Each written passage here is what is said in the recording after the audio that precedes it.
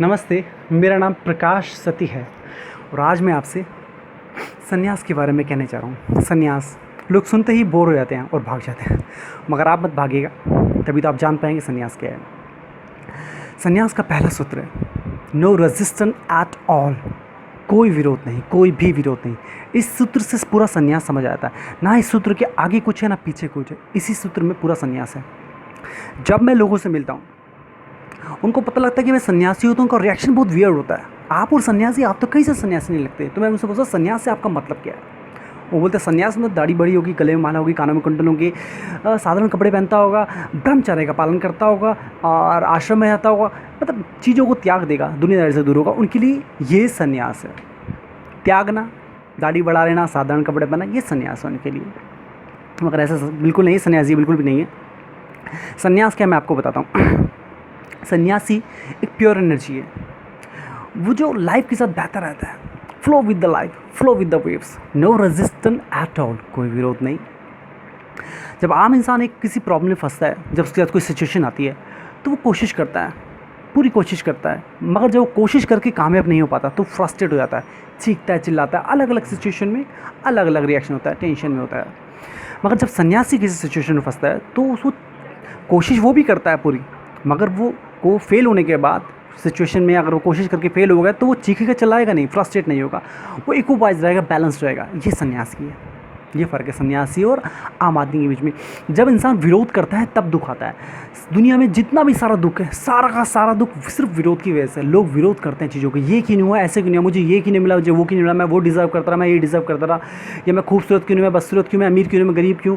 ये सब चीज़ों से विरोध आता है और विरोध से दुख आता है। सन्यासी ये विरोध नहीं करता, जैसा है जहाँ है और उसी में खुश रहता है। लोग रॉयल्स रॉयल्स में बैठे या BMW में बैठे हो तब भी दुखी होते हैं। सन्यासी शायद एक पेड़ के नीचे बैठ के वहाँ भी खुशी पा लेता है वो। तो ये सन्यासी है। अब बात रही ये त्यागने की।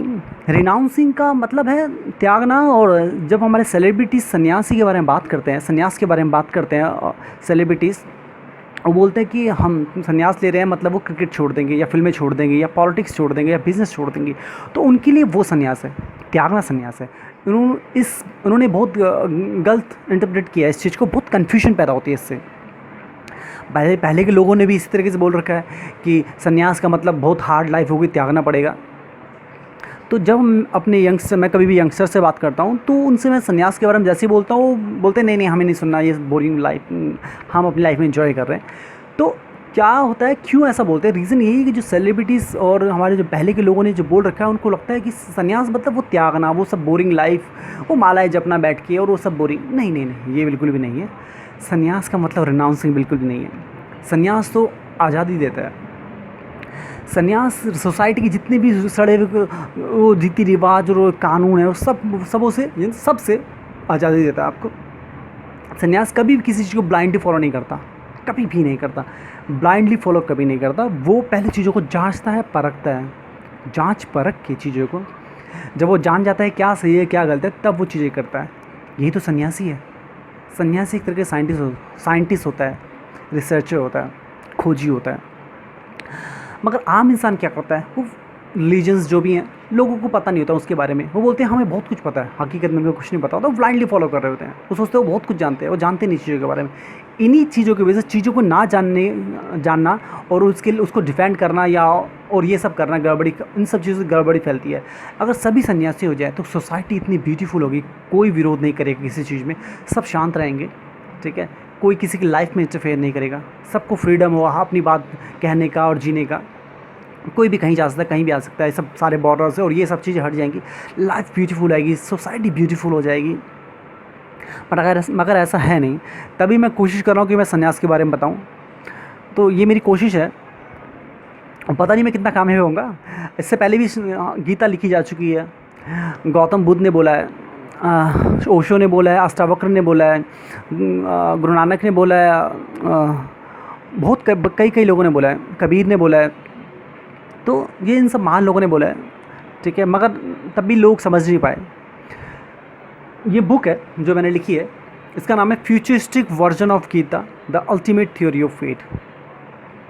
इस बुक पे सन्यास के बारे में डिटेल में दे रखा है। Theory of fate, passion, fear, human state, और religion lot of chapters detail में दे रखा है। आप जाएँ अमेज़ोन से ख़रीदें, आप अमेज़ोन से खरीद सकते हैं, गूगल प्ले स्टोर से डाउनलोड भी कर सकते हैं आप इसको।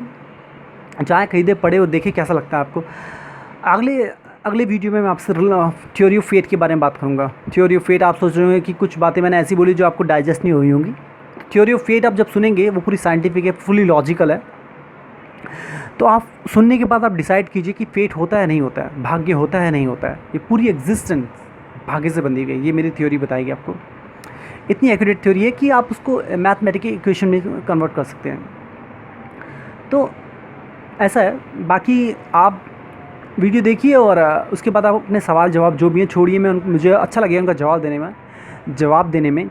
जाते जाते एक बात याद आई मुझे।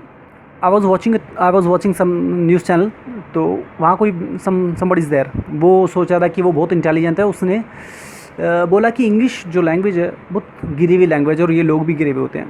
उसको लगा बहुत इंटेलिजेंट बात बोली उसने, तो उसको लगा इंटेलिजेंट बहुत बोली, मगर मेरी समझ से वो बिल्कुल इंटेलिजेंट नहीं था। उसने बोला फॉल इन लव। ये सेंटेंस कितना गिरा हुआ है। जब ये लोग प्यार करते हैं तब भी गिर जाते हैं, वैसे भी गिरे हुए लोग हैं। हमारे यहाँ पर तो जब प्यार प्रकट होता है, शिव पार्वती के बीच में प्यार प्रकट हुआ, राधा कृष्ण के बीच में प्यार प्रकट हुआ, सही बात है, प्रकट ही हुआ था। मगर उसने इस बात को बोला कि फॉल इन लव मतलब बहुत गिरी हुई बात है, ये भी लोग गिरे हुए हैं। मगर ये जो सेंटेंस है, fall in love when everything's fall, when सारा झूठ फरेब, सारा एटीट्यूड घमंड गिर जाता है, तब प्यार प्रकट होता है। तभी तो हो सकता है, और तो कोई तरीका नहीं है। इसी तरीके से संन्यास है। जब सारा झूठ फरेब, सारा घमंड, एटीट्यूड, सारा कचरा, सारा सोसाइटी के रूल रेगुलेशन, सारे रीति रिवाज सब हट जाते हैं, सारा कचरा हट जाता है, तब संन्यास घटता है। सो I can say I fall in संन्यास, you can say you fall in love, fall in संन्यास। Beautiful sentence, meaningful sentence. बाकी इंग्लिश भाषा कैसी है वो आपको डिसाइड कर लीजिए। हिंदी भाषा तो है ही बहुत खूबसूरत, नो डाउट, बहुत मीनिंगफुल है, और कल्चर भी हमारा बहुत रिच है, नो डाउट। बस इसको जानना ज़रूरी है। ऐसे खाली हवा में बोल देना कि अच्छा है, रिच है, नहीं। इसको जांचिए, परखिए, जानेंगे आप कितना रिच है हमारा कल्चर। तो जो भी है ठीक है, अभी के लिए इतना। नमस्कार, अगले वीडियो में